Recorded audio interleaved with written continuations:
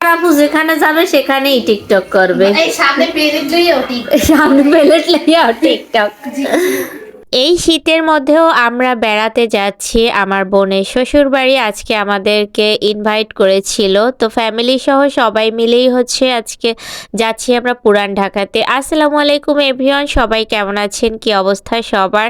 নতুন একটি blog video নিয়ে চলে আসলাম। শুরুতেই হচ্ছে আমরা যেহেতু বেড়াতে যাচ্ছি, সো মিষ্টি নিতেই হবে। তো এখান থেকে হচ্ছে সব ধরনের মিষ্টি 1-1 কেজি করে আর কি নিচ্ছিলাম। আর ফাঁকে আমি আজকে কি করছি জানেন গাইস? মিষ্টি আমি যদিও তেমন একটা পছন্দ করি না, বাট কালো মিষ্টি দেখলে আমি আর সুস্থ থাকতে পারি না, মানে আমি 1 পিস মিষ্টি খাবই। আর আজকে কি করছি, এখান থেকে আমি কালো মিষ্টি 1 পিস চুরি করে খেয়ে ফেলছি, মানে মেহমানদের জন্য বাসায় নেওয়ার আগেই খেয়ে ফেলছি। আর আমার খাওয়া দেখে লামিয়া পিছন থেকে বারবার বলতেছিল আমাকে একটা দাও, আমাকে একটা দাও। ও আবার লাড্ডু পছন্দ করে, তো দুই বোনে দুইটাই হচ্ছে কালো মিষ্টি খেয়ে ফেলছি মেহমানদের বাসায় নেওয়ার আগেই।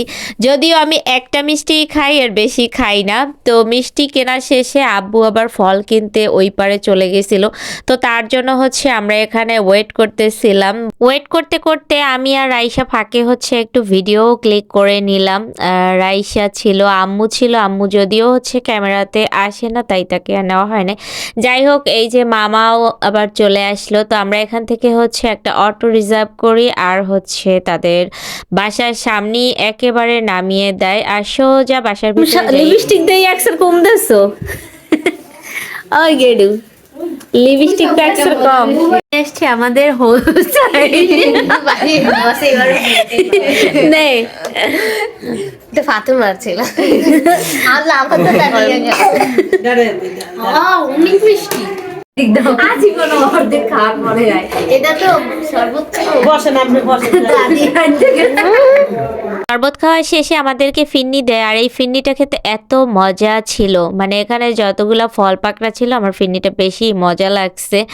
আর এখানে ওই যে লামিয়াকে দেখাইছিলাম, কারণ ও 2 প্লেট খেয়ে ফেলছে। যাই হোক, এরপরে হচ্ছে আমাদের দুপুরের খাবার দিয়ে যায়। দুপুরের খাবারের মেনুতে ছিল রোস্ট মাছ, চিংড়ি মাছ, তারপরে হচ্ছে গরুর গোশত, সালাড, আর হচ্ছে কি যেন একটা মাছ ছিল, ওই মাছটার আমি নাম জানি না। আর এই যে সালাডটা বানাইছে, এই সালাডটা আমার মোস্ট অফ ফেভারিট। ওদের এখানে মানে সালাডটা কেমন জানি বানায়, অনেক মজা লাগে। আর এই যে গাইস, প্লাউ, বড়লোকের প্লাউ। আজ বড়লোক না বলে আমরা পোলাও খাচ্ছি, বড়লোক হলে আমরা প্লাউ খেতাম। তো এই প্লাউটা ভালোই লাগছে, বাট আমার কাছে কেন জানি সাদা ভাতটাই বেস্ট মনে হয়। আর আমার মতন কে কে বলেন তো দাওয়াত খাওয়ার পরেও বাসায় গিয়ে আবার সাদা ভাত খান, মানে ভর্তা ভাত খান? যাই হোক না কেন, বাসায় গিয়ে আমার 1 চামচ হলেও ভাত খেতে হবে, তাহলে মনে হয় যে তৃপ্তি হয়েছে। আর আমি দাওয়াত খেতে গেলে বরাবরই কেন জানি খেতে পারি না, অল্প অল্প আমাকে খেতে হয়। তো এই ছিল আজকে আমাদের দাওয়াতের বাড়ির খাবার দাবার। আমি আসলে যেখানেই যাই সবাই আমাকে মরিচ দেয় কেন জানি না। সবাই জানে আমি জালখোর, যার কারণে সবাই আমাকে মরিচ নিয়েই সাদাসাদি করে।